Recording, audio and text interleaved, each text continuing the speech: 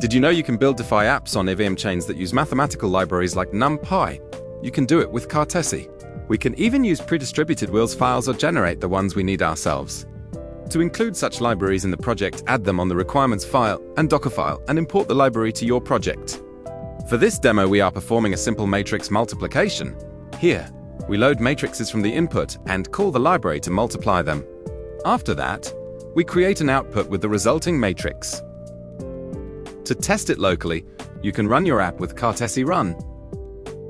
And to send you input, you can use the CLI or encode it to hex format and send it through the Explorer, which is what we are doing here. Inside the Explorer page, you can send different kind of transactions. For this example, we are just sending the raw encoded data of the two matrices. Confirm the transaction and check the input data and the output in the Inputs tab.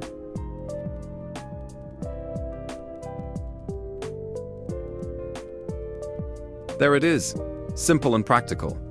For resources like this and more, visit cartesi.io and check our docs.